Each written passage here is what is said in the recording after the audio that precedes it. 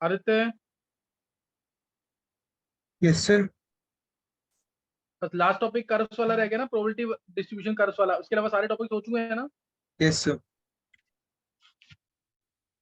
चलो नोट करना है। प्रोबेबिलिटी डिस्ट्रीब्यूशन कर्व्स बहुत इंपॉर्टेंट कर्व्स है एंट्रेंस के लिए, स्कूल में चांसेस थोड़े कम है। Probability distribution curve last topic है ये, एटॉमिक स्ट्रक्चर का। प्रोबेबिलिटी डिस्ट्रीब्यूशन कर्व्स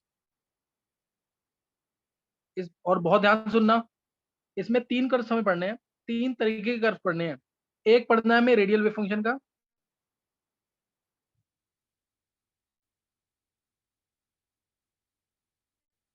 दूसरा कर्व पढ़ना है हमें रेडियल प्रोबेबिलिटी डेंसिटी का,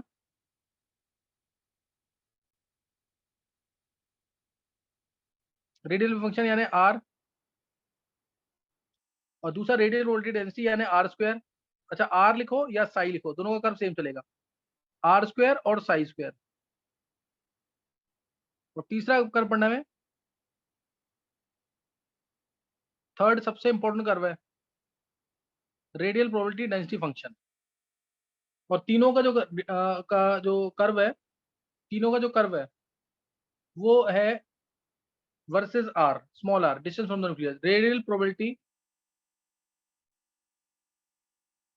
डिस्ट्रीब्यूशन फंक्शन कह लो, distribution function, radial probability function भी कह सकते हैं। और तीनों का कर्व वर्सेस आर है।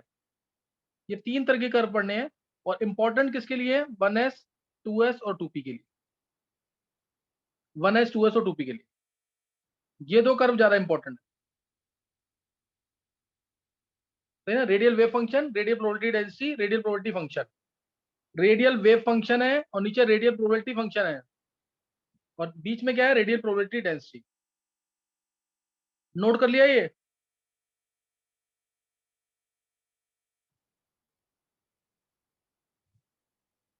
चलो अब लिखेंगे जल्दी से। देखो रेडियल वेव फंक्शन का बहुत ध्यान से करना, और याद भी कर लेना, इसको समझ तो लेना ही, साथ में याद भी कर लेना। मान लो रेडियल वेव फंक्शन का बनाना कर्व, तो ये होगा आर,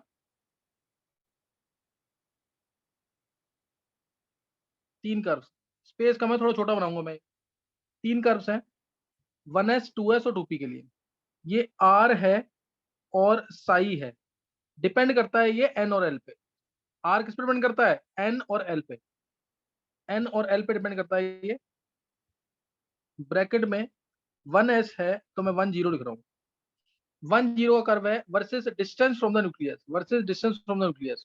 पहला है 1s के लिए, दूसरा 2s के लिए, तीसरा 2p के लिए। एक एक चीज ढंग से नोट करना, गलती मत करना।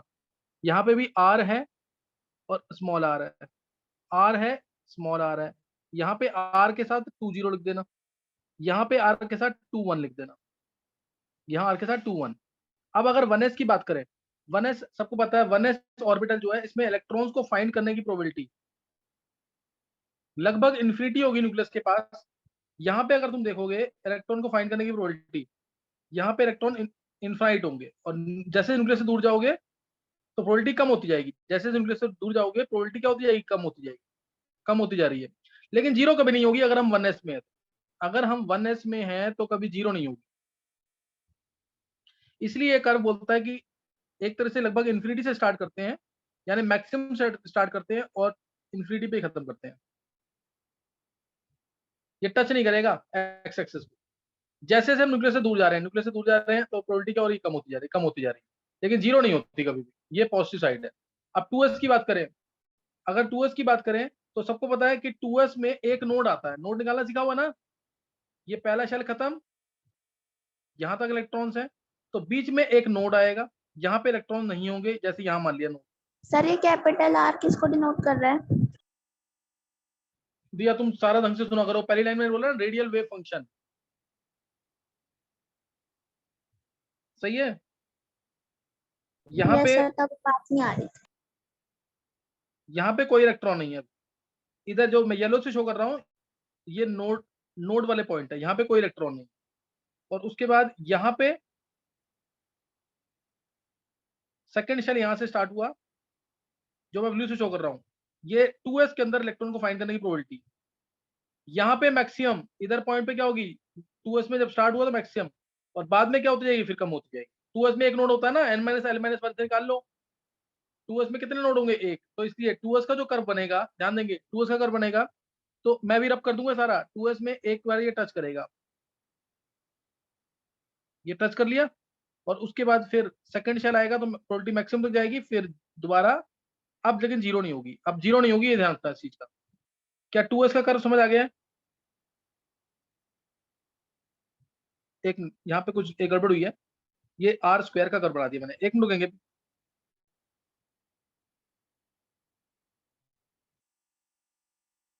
2s का कर्व ये नहीं होगा, ये आर स्क्वायर का कर्व एक्चुअली। 2s का जो कर्व होगा, ध्यान देंगे 2s का कर्व ये बनेगा ऐसे, मैक्सिमम जाएगी, जीरो हुई, फिर नेगेटिव, उसके कम हो जाएगी, एक बार पॉजिटिव में एक बार नेगेटिव में। इसीलिए इन कर्व्स को डिस्कार्ड किया था। इसने बोला 1s के अंदर इलेक्ट्रॉन को फाइंड करने की अगर प्रोबेबिलिटी पॉजिटिव है तो नोड आने के बाद नेगेटिव होगी। अब ऐसे ही अगर 3s होता, 3s होता तो कर्व ऐसे बनता, ये r, 3s होता तो 30 लिखते, r आता, और अगर 3s होता तो कर्व ऐसे बनता, ध्यान देंगे।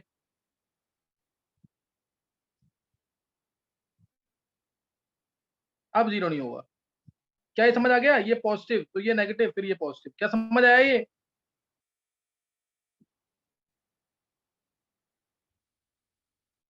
अगर 4s होता तो क्या करते, 4s होता तो क्या करते, कितने नोड आते तब, 3 नोड आते कि नहीं? 4s होता तो ये देखो ये बनता कर, ये सीख लेना ढंग से, बिल्कुल इसमें गलती ना हो गई। 4s अगर आता है तो ये ऐसे स्टार्ट होता, 1s, 2s, 3 नोड, और फिर इसके बाद ऐसे। क्या समझ आ गया? ये यहाँ पे पॉजिटिव, फिर नेगेटिव, फिर पॉजिटिव, और फिर नेगेटिव, ये एक नोड, ये दूसरा नोड, और ये तीसरा नोड, 3 नोड आएंगे ना 4s में, r versus r for 4s। नहीं समझ आ रहा है? ये एक नोड है यहाँ पे 2s के अंदर। क्या ये समझ आ गया है? r वर्सेस r का curve for 2s, r radial wave function है, small r distance from the nucleus है, और इन कर्व्स को इसीलिए डिस्कार्ड किया था क्योंकि ये नेगेटिव डेंसिटी दिखा रहे हैं। और अगर 2p है, 2s का कर्व सबको समझ आ गया कि नहीं? जिसको अपना एंट्रेंस के लिए पढ़ाई करनी है ना, वो ढंग से समझ लेना, बिल्कुल याद भी करना है और समझ के भी करना है। अतुल्य समझ आया कि नहीं ये 2s का कर्व? अतुल्य, फिर आगे, अब अगर 2p फिर है, आगे से ध्यान देंगे, हाँ अगर 2p है, 2p को ऐसे सोचना है, ये 2p ऑर्बिटल है ना, इसको स्टार्ट करना है इस पॉइंट से, ये नोड वाले यहाँ इस पॉइंट से, इधर इलेक्ट्रॉन को फाइंड करने की प्रोबेबिलिटी जीरो है ना, जीरो है, फिर जाएगी मैक्सिमम, और मैक्सिमम फिर डिक्रीज करेगी, जीरो से मैक्सिमम जाएगी, और मैक्सिमम से फिर डिक्रीज करेगी। तो 2p का जो कर्व बनेगा वो ऐसे बनेगा, ध्यान देंगे 2p का कर्व ये रहा,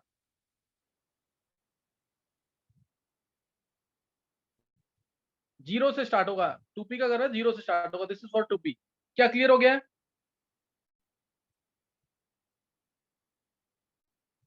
जीरो से स्टार्ट करना, मैक्सिमम जाएगा, और उसके बाद दोबारा डिक्रीज कर जाएगी प्रोबेबिलिटी। ये स्टार्ट 2p, p के कर्व यहां से स्टार्ट होते हैं इस पॉइंट से, सही ना, p के कर्व इधर से स्टार्ट हो गए न्यूक्लियस से, यहाँ जीरो, फिर मैक्सिमम कहीं आता है, फिर डिक्रीज करेगी। 3p ये होता तो कैसे 2p बनता वाला एक कर्व? और बार बता दो।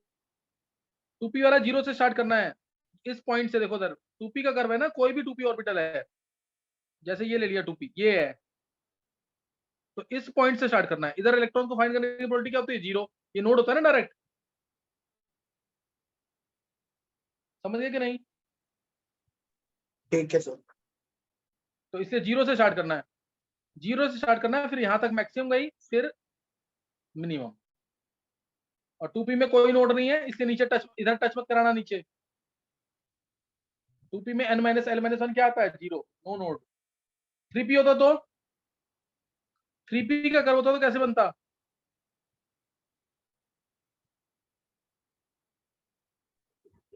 3p होता देखो, जीरो से स्टार्ट किया, मैक्सिमम, फिर जीरो। क्या समझ आ गया? एक नोड आ गया ये।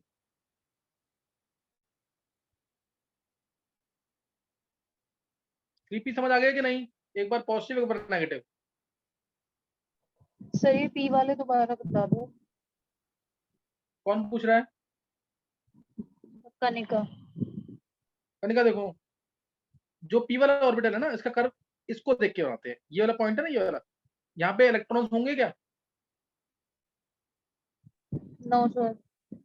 नहीं होंगे ना। तो जीरो से स्टार्ट किया, फिर जैसे जैसे तुम लोब के अंदर जाओगे तो मैक्सिमम हो जाएगी, और उसका फिर और दूर जाओगे तो मिनिमम हो जाएगी। समझिए कि नहीं?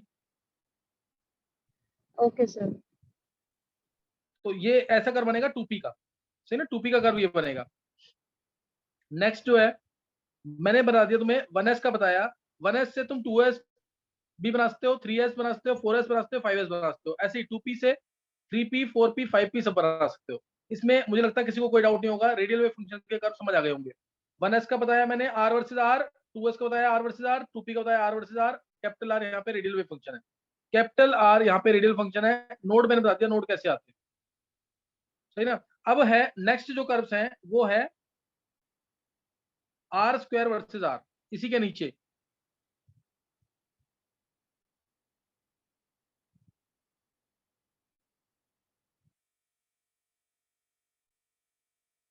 Capital R square. R square के आर स्क्वायर और साई स्क्वायर ये क्या देता था, याद है? आर स्क्वायर, मैं नोड पॉइंट हटा रहा हूं ऐसे। कैपिटल आर स्क्वायर क्या बताता था, याद है कि नहीं? मैंने कहा था स्कूल में क्वेश्चन पूछ सकते हैं इसका। रेडियल प्रोबेबिलिटी डेंसिटी,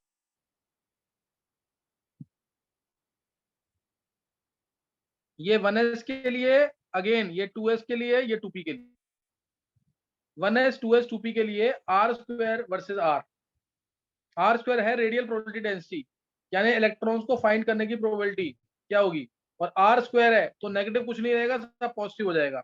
जैसे 1s है, 1s में न्यूक्लियस के पास इलेक्ट्रॉन, ये 1s है, यहाँ पे इलेक्ट्रॉन्स बहुत सारे होंगे, इधर न्यूक्लियस के पास बहुत सारे होंगे। जैसे न्यूक्लियस से दूर जाओगे, इलेक्ट्रॉन्स को फाइंड करने की प्रोबेबिलिटी क्या होती जाएगी, कम होती जाएगी।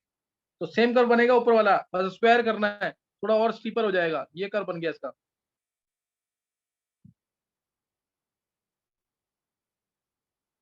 कोई नोट नहीं, थोड़ा सा और एक, कोई नोट नहीं होगा, ये 1s का कर्व है। क्या समझ आ गया? 1s का। अब 2s का बनाना है, 2s का बनाना है तो एक नोट दिखा देना, ये नोट दिखा देंगे इसमें।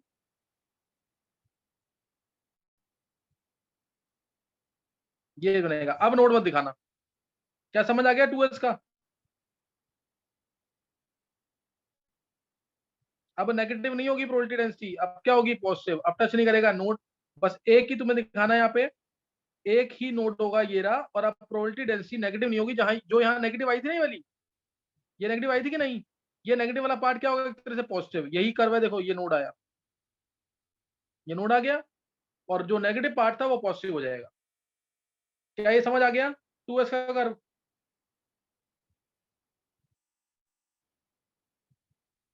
देखो एक बार 2s का कर्व समझ आ गया कि नहीं?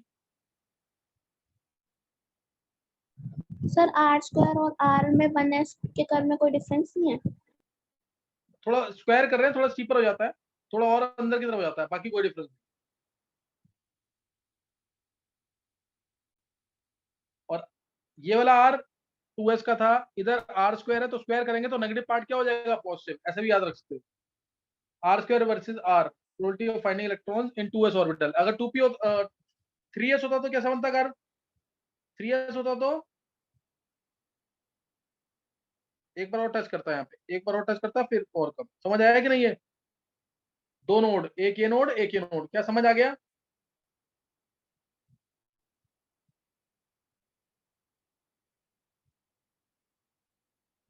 नहीं क्लियर हुआ?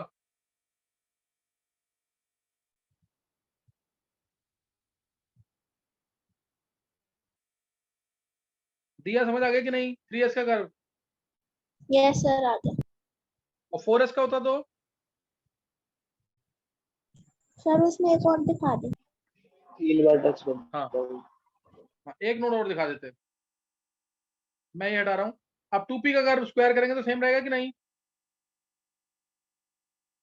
2p का कर्व सेम रहेगा कि नहीं? यहीं से स्टार्ट करना, ये पीक आएगी, थोड़ा पीक ढंग से दिखा देंगे एक बार। ये 3p होता तो एक नोट दिखा देना, ये R square versus R for 2p। क्या ये कर्व समझ आ गए?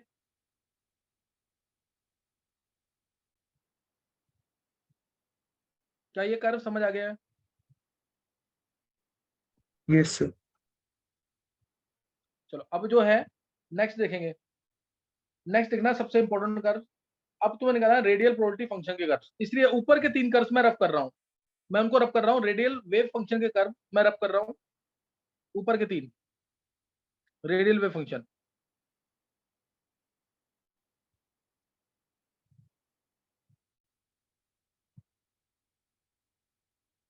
तुम्हारे पास स्पेस है तो तुम अपना रफ मत करना, इसको कंटिन्यू करना। अब रेडियल प्रोबेबिलिटी फंक्शन, यानी अब तुम्हें दो ऑर्बिटल्स के बीच में, ध्यान देंगे, दो ऑर्बिटल्स के बीच में, दो ऑर्बिटल्स के बीच में इलेक्ट्रॉन को फाइंड करने की प्रोबेबिलिटी निकालनी है। जैसे ये एक, ये दूसरा शेल, एक का डिस्टेंस r। अब इनके बीच में इलेक्ट्रॉन्स को फाइंड करने की प्रोबेबिलिटी क्या होगी इनके बीच में? ध्यान रखना, ये जैसे इस एरिया में,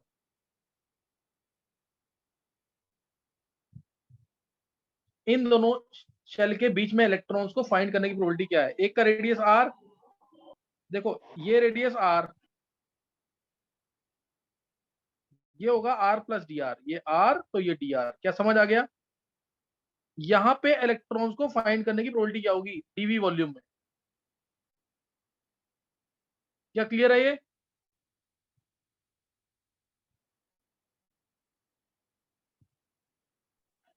ब्लैक और ग्रीन में जो मैंने रेड से मार्क किया है, वहां पे उसी स्मॉल वॉल्यूम में, डीवी वॉल्यूम में इलेक्ट्रॉन्स को फाइंड करने की प्रोबेबिलिटी क्या होगी?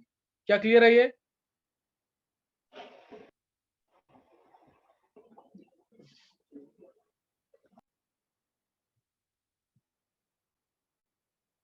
देखो जरा, डीवी वॉल्यूम जो है वो ये होगा, डीवी वॉल्यूम की वैल्यू क्या होगी? ये मैं डायरेक्ट लिखूंगा 4/3 पाई r प्लस डी आर का होल क्यूब माइनस 4/3 पाई r क्यूब। कोई डाउट इसमें? यही होगा डीवी वॉल्यूम की नहीं? यस 4/3 पाई r प्लस डी आर का होल क्यूब माइनस 4/3 पाई r क्यूब। तो इसको सॉल्व करेंगे, कितना आएगा? जो भी डी आर स्क्वायर वाली टर्म होगी या डी आर क्यूब वाली टर्म होगी, नेग्लिजिबल होगी कि नहीं? डी आर वैसे ही बहुत छोटा है, उसका स्क्वायर या क्यूब करूंगा तो क्या और छोटा आएगा कि नहीं?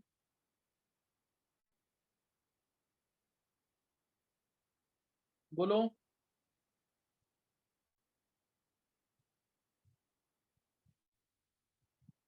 Yes yes sir. तो ये सॉल्व करोगे, ये आएगा 4 pi are square d r. D v volume जो आएगा वो 4 pi are square d r आएगा। ए प्लस बी का होल क्यूब खोलना है यहाँ पे, r cube plus d r cube plus 3 d r plus d r bracket में। सॉल्व करोगे, डी आर स्क्वायर और डी आर क्यूब वाली टर्म नेगलेक्ट कर देना, ये सॉल्व करने पे आएगा 4 pi are square d are. ये आ गया। अब मेरे को अगर इस डीवी वॉल्यूम में इलेक्ट्रॉन्स को फाइंड करने की प्रोबेबिलिटी निकालनी है, तो आर स्क्वायर को मैं डीवी से मल्टीप्लाई करूंगा कि नहीं? आर स्क्वायर को डीवी से मल्टीप्लाई करेंगे कि नहीं? ऐसे निकालेंगे ना ये क्या दे रहा है प्रोबेबिलिटी, ये क्या इंटू डीवी कर देंगे, तो डीवी वॉल्यूम में क्या प्रोबेबिलिटी है इलेक्ट्रॉन्स को फाइंड करने की? यही है रेडियल प्रोबेबिलिटी फंक्शन के कर्व, जो मैं नीचे ड्रॉ करूंगा इधर। 1 2 और तीसरा। क्लियर है कि नहीं? ये R square into 4 pi are square d R का कर्व, या 4 पाई आर स्क्वायर लिखोगे तब भी चलेगा। R square into 4 pi are square d R. ऐसे ही इधर भी R square into d v, 4 pi are square लिखोगे तब भी एक ही बात है, कोई फर्क नहीं पड़ता डी आर। ये 1s के लिए, 2s के लिए और 2p के लिए। क्या क्लियर है ये?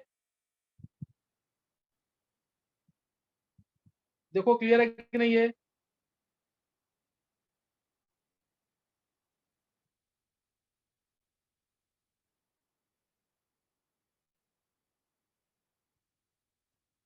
क्लियर है कि नहीं?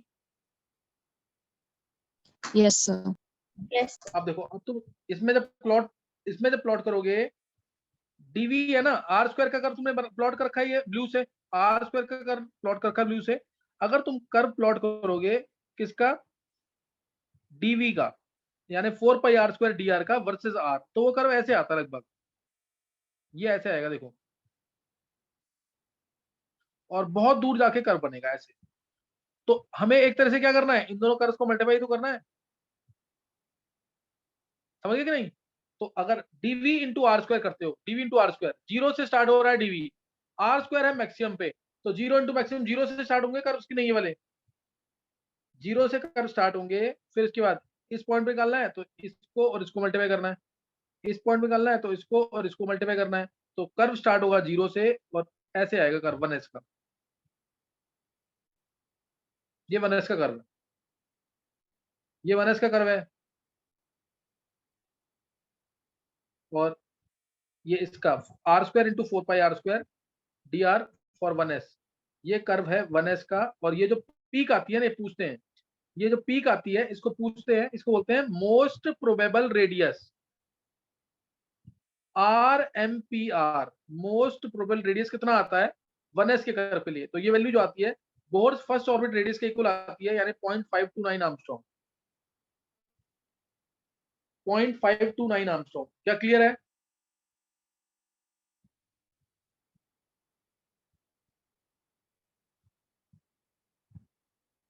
ये हम निकाल रहे हैं 1s के अंदर, जो कोई रीजन हमने सिलेक्ट किया है 1s और 2s के बीच में, वहां पे इलेक्ट्रॉन्स को फाइंड करने की प्रोबेबिलिटी है।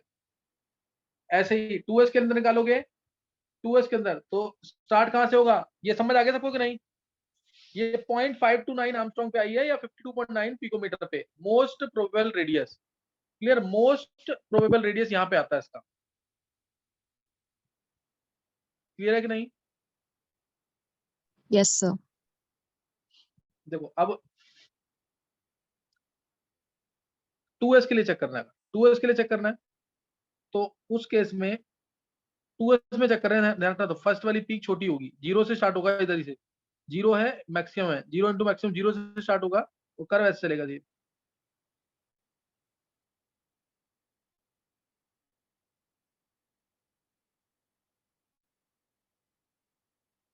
उसके बाद टच नहीं करेगा। तो अभी इसका जो 2s के अंदर निकाल रहे हैं प्रोबेबिलिटी, तो यहाँ जो मोस्ट प्रोबेबल रेडियस आता है 2s के अंदर, मोस्ट प्रोबेबल रेडियस ये आता है यहाँ पे ये RMPR है, जहाँ पे इलेक्ट्रॉन्स ने मैक्सिमम टाइम स्पेंड किया है 2s के अंदर। वैल्यू कितनी आती है मोस्ट प्रोबेबल रेडियस, इसकी वैल्यू कितनी आती है, लगभग 6 टाइम्स आती है 0.529 के, 0.529 के लगभग 6 टाइम्स आती है, और वैल्यू कितनी आती है 2.7 Armstrong. This is RMPR for 2s, RMPR most probable radius for 2s 6 times आती है, A नॉट की वैल्यू कह सकते हैं, 6 टाइम्स आएगी। और 2p के अंदर, 2p के अंदर अगर चेक करोगे यही वैल्यू सेम, तो ये तो 2p का तो जीरो से ही स्टार्ट करना है, यही जीरो, 2p के तीनों कर्व सेम है, तो 2p के अंदर आती है 2.1 आर्मस्ट्रॉन्ग, RMPR आता है 2.1 आर्मस्ट्रॉन्ग। पीक कम है, पीक कम है यानी इसका मतलब पीक इज स्मॉलर, फर्स्ट अगर पीक स्मॉलर है तो इसका मतलब होता है इलेक्ट्रॉन ने कम टाइम स्पेंड किया है। पीक अगर छोटी है तो इलेक्ट्रॉन ने कम टाइम स्पेंड किया है, जैसे 1s में पीक छोटी है तो इलेक्ट्रॉन ने 1s ऑर्बिटल में कम टाइम स्पेंड किया है। यहाँ पे ना ये 0.4 आर्मस्ट्रॉन्ग पे होती है पहली पीक, ये नहीं करनी तुम्हें, मेन जो बड़ी वाली पीक है वो करनी है, और पीक की वैल्यू कभी नहीं पूछेंगे पहले वाले को छोड़ करके, ये 0.529 आर्मस्ट्रॉन्ग जो है इसी को पूछते हैं सिर्फ। ये तीनों कर्व तुम्हें करने हैं, बस बोलेंगे कितनी पीक्स हैं, कोई भी ऑर्बिटल दे देंगे, कोई भी ऑर्बिटल दे दिया, मान लो दे दिया तुम्हें से 5p, 5p में कितनी पीक्स होंगी ये पूछेंगे, तो 5p में कितनी पीक्स आएंगी,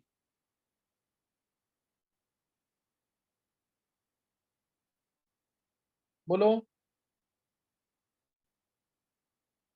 maximum number of peaks in 5p,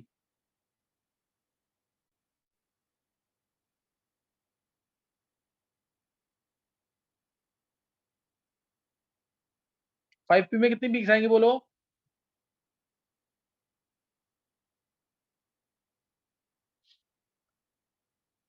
sir 3।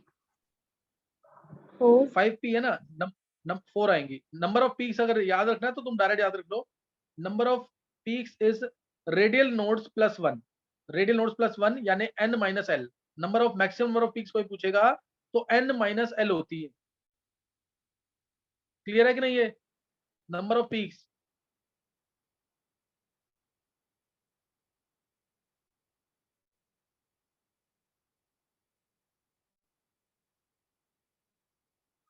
ये क्लियर है कि नहीं? Yes, sir. 5p में 4 पीक्स आएंगे।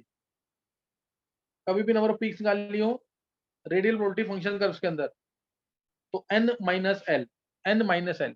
अब ध्यान देना, रेडियल प्रोबेबिलिटी जो मैंने कर्व बताया तुम्हें, रेडियल प्रोबेबिलिटी फंक्शन का कर्व जो 2p के लिए बना ना, वही कर्व देखना, तुम चेक कर लो बेशक, वही कर्व बनेगा 3d के लिए, वही कर्व बनेगा 4f के लिए। 4f देखो, p का कौन सा ऑर्बिटल है जो पहला है तो वो 2p होता है, d का कौन सा ऑर्बिटल है जो पहला है वो 3d है, f का कौन सा ऑर्बिटल है जो पहला है वो 4f है। तीनों का कर्व सेम, तीनों का कर्व सेम रहेगा। क्या क्लियर है?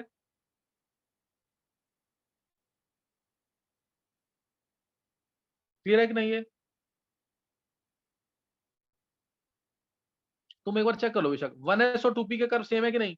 s का पहला ऑर्बिटल कौन सा होता है? 1s। p का पहला ऑर्बिटल कौन सा होता है? 2p। d का पहला ऑर्बिटल कौन सा है? 3d। f का पहला ऑर्बिटल कौन सा है? 4f। सबके कर्व सेम बनेंगे, चेक कर लो बेशक।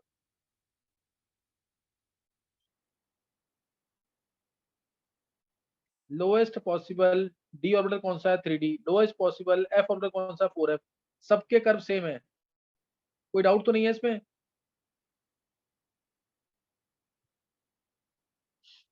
तो अगर मैं तुमसे बोलता हूं से 5d का मैंने बोला कर्व बनाना है, 3d का कर्व बनाओगे बिना सोचे समझे, यही करवाना है, सही ना? अगर मैं बोला 3d का कर्व बनाओ तो जो 2p का है वही 3d का ये करवाएगा, एक ही पीक आएगी। चेक कर लो 3d में एक ही पीक आएगी कि नहीं? n माइनस एल, चेक करो 3 माइनस 2, एक यस पीक आएगी कि नहीं? 5d में कितनी पीक आएंगी? ये कौन सा है? 4 pi are square into are square versus r. 5d में कितनी पीक्स है? 5d में पीक्स 3 पीक्स है ना, तो 3 पीक दिखा दो इसके लिए। हाँ 3 पीक दिखा दो, 4 pi are square into are square versus are for 5d। 3 peaks आ रही है ना इसमें, तो ये पहली पीक, दूसरी पीक, और ये 5d की बात कर रहे हैं तो इसलिए पीक बड़ी होगी। ये तीसरी पीक। समझ आ गया कि नहीं? कब पीक कैसे कर बनाने हैं? समझ आ गया कि नहीं?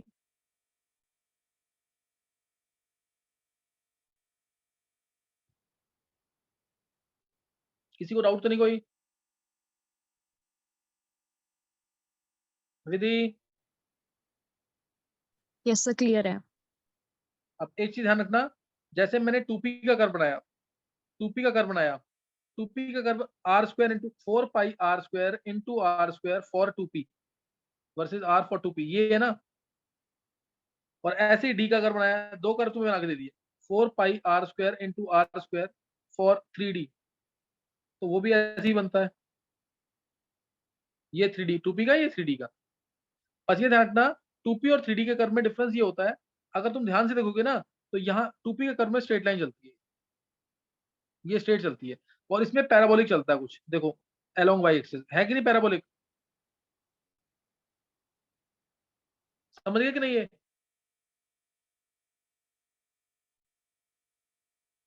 समझ आ गया कि नहीं? Yes, sir. तो ये चीज और ध्यान रखनी है। और मैं 2 मिनट में एक चीज तुम्हें और बता रहा हूँ, how to present wave function in terms of Cartesian and polar coordinate. इसको दोबारा सुन लेना, थोड़ा फास्ट बताऊंगा मैं, इसको दोबारा सुन के कर लेना। How to represent psi in terms of Cartesian coordinate and in terms of polar coordinate.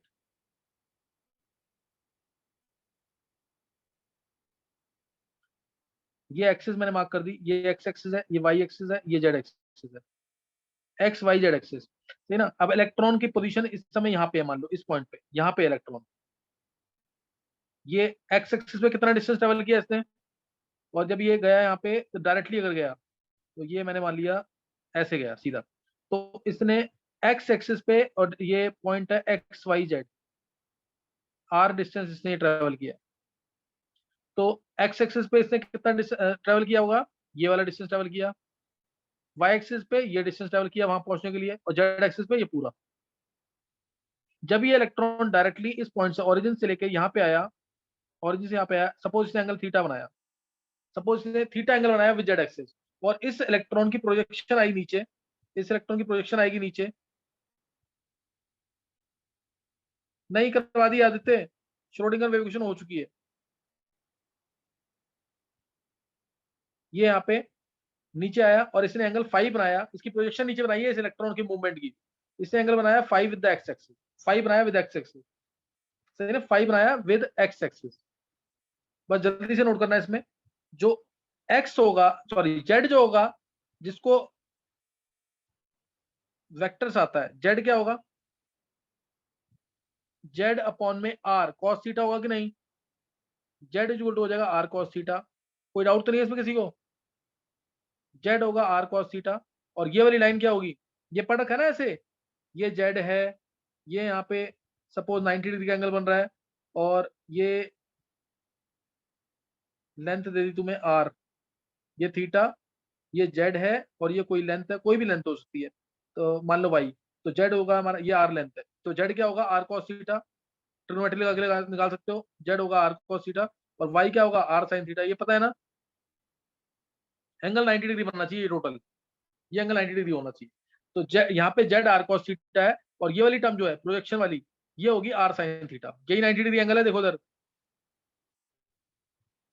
ये 90 डिग्री एंगल है, इसलिए जेड होगा आर कॉस थीटा, और ये वाली वैल्यू होगी, ये लेंथ जो है आर साइन थीटा, ये आर साइन थीटा है। अब एक्स क्या होगा, ऐसे ही एक्स जो एंगल 5 बन रहा है यहाँ पे, एक्स क्या होगा R sine theta cos 5, X होगा आर साइन थीटा कॉस 5, यही होगा कि नहीं, इस R X R cos theta sine 5 होगा, ये वाली लेंथ, ये लेंथ, और वाई क्या होगा, वाई होगा आर साइन थीटा साइन 5, जिसको वेक्टर आता है एनसीईआरटी में देखा है, करना है तुम्हें, और अगर तुम यहाँ पे X square plus Y square plus Z square निकालोगे, करके देख लो तुम लोग, X square plus Y square plus Z square, वो आएगा आर स्क्वायर, ये आर स्क्वायर आएगा। बस ये जो मैंने बताया ना, ये मेरा बताने का पर्पज सिर्फ ये इसलिए है, कभी भी पीजेड ऑर्बिटल होगा ना, कभी भी पीजेड ऑर्बिटल होगा, तो उसके अंदर कॉस थीटा वाली टर्म जरूर होगी, तुम देखते पहचान लेना कि ये पीजेड ऑर्बिटल है। कभी भी पीएक्स ऑर्बिटल होगा, तो उसके अंदर साइन थीटा कॉस 5 वाली टर्म जरूर होगी, और कभी भी पी वाई होगा, तो उसके अंदर साइन थीटा साइन 5 वाली टर्म जरूर होगी। क्या समझ आया,